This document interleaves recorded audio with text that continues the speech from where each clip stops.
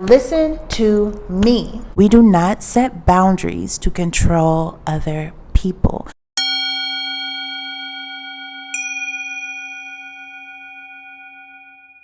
Good afternoon, YouTube. Welcome to my sacred space. My name is Lauren Victoria. I am a mental health therapist and intuitive energy worker, and I specialize in healing and wellness through the intersection of mental health and spirituality. In this video, I wanted to come and kind of just chat with you guys. I rarely make videos like this anymore, but yeah, I'm just in the mood. My heart is open, my throat chakra is unblocked, and I'm ready to share. I'm going to hook my microphone through my shirt. All right, hopefully the sound is still crisp and clear, and what you're gonna do for me is pretend like you don't see my bra strap. Okay, do it. Don't say shit about it.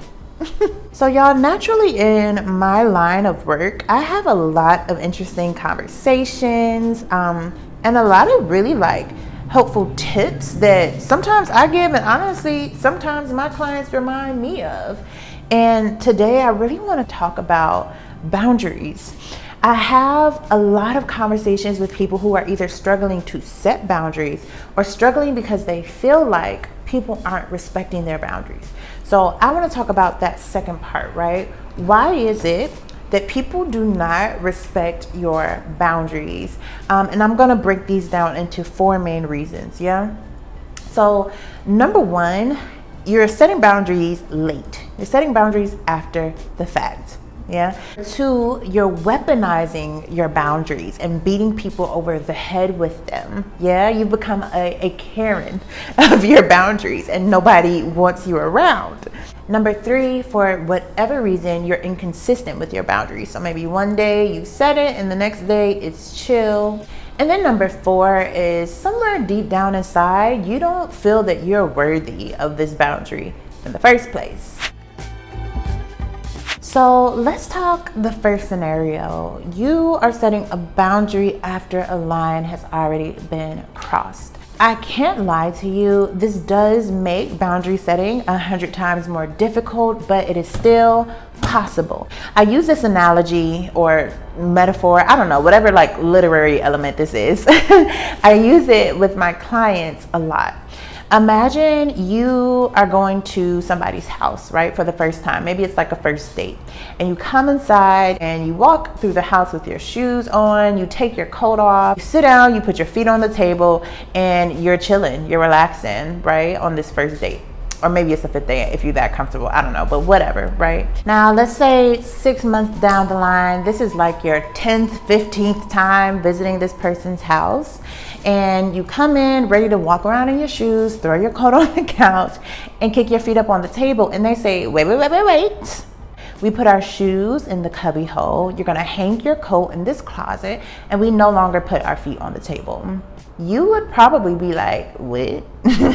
Excuse me? Where did all of this come from? Because you've gotten comfortable to a particular routine. You've gotten comfortable with the standard that was set that this person would allow you to do these things in their house.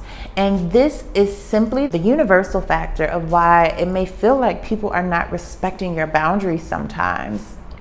Learned behavior is the hardest to correct. It is the reason that people get therapists and life coaches. It's the reason that losing weight is so hard, or why people make New Year's resolutions because they fell off in the middle of the year, because our patterns really truly do die hard. So I think it's really important, if you're in this stage of setting boundaries after the fact, to really be patient with the people in your life. It's natural for people to kind of forget and fall back into old patterns of behavior. You might have to remind them more than once. So in that sense, it's really up to you to make sure that you are upholding that boundary that you've set. Scenario number 2, you're weaponizing your boundaries. Well, what does that mean, Lauren? I have another example. So let's say you just recently gave your life to Christ, right? And now you don't like to listen to suggestive lyrics, you no longer like to curse, you're not drinking, you're not smoking, all those things, right? Which you have every right in the world to do. Your friend invites you over to a housewarming, and in your friend's housewarming, she's playing secular music, there is wine and alcohol, and maybe people are cursing as they talk casually amongst friends. You being uncomfortable, start to tell other people, can you please not smoke in this room? Or can you please not drink around me? Can you change this song?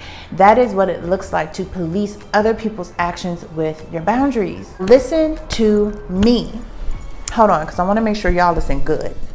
Your boundaries are used to inform your limitations. You do not utilize your boundaries to control other people's behavior. Just because you've come up with a new boundary for yourself, or even if you've implemented this boundary from the beginning, it doesn't mean that other people have to change their lives to respect your limitations. In the work that I do with my clients, our boundaries and our standards are set by our values, and everybody in the world gets to have values based on their unique preference and experience. So if I really value family, I might have a really harsh boundary around working overtime. I just don't do it because I want to make sure that I have quality time at home with my family. Where let's say maybe my husband really values wealth and financial stability. So he is working more jobs. Maybe he does extra gigs on the weekends. I can't demand that he stop working and change his values because I want to spend more time with my family. He also can't demand that I, work extra time at work because he wants to bring in more money as a family. This is why it's so important to explore what your values are, to get clear on them and try to set your standards and boundaries in life around them from the beginning. Now, before I get into scenario number 3, I'm going to pause for a word from this video sponsor, me. Visit my website to book me for mental health therapy, astrology reading, spiritual life coaching, tarot, and more. And if you want to find more books, tools, and other resources for your spiritual wellness journey, check out my Amazon storefront. And that leads me to scenario number 3. You are so inconsistent with your boundaries. Sometimes things are cool and sometimes you're really strict. And first of all, kudos to you. All right, because even that sometimes counts. 50% is 50% more than 0. So congratulations, baby, but let's keep it going. We want to be consistent. I'm gonna take you back to that ATM, the ATM analogy, right? Yeah, so I completely forgot that I had cut that part out of the video. I had deleted the file. So let me update you real quick on what the analogy is. Imagine that you found like this faulty ATM, and every time you go to withdraw $20, it gives you an extra $20. So you walk away with 40 bucks. Naturally, we would all want to continue using that ATM, and we might even start taking advantage of it and become dependent on it to the point that if it stopped giving us that extra money, it would be really hard to change our expectations or to accept the fact that we can no longer get extra money out of that ATM. If you were to keep going to that ATM, even after it stops giving you the extra $20, and let's say one day it does it again for you, right? It gives you that extra $20, maybe after the 5th try. Guess what? That alone would probably give you enough steam to keep going to that ATM for another 6 months. It's playing the lottery. The same happens with human behavior. She said no today, but maybe she'll say yes next week. When you do that, you're creating mixed signals. You're telling and showing to that person that what I say only matters or only counts sometimes, right? My boundaries are circumstantial. So all you have to do is wait for the right day, or say it with flowers, or say please, and then I'ma fold. And you don't want to set that standard because people will continue to come back and try you.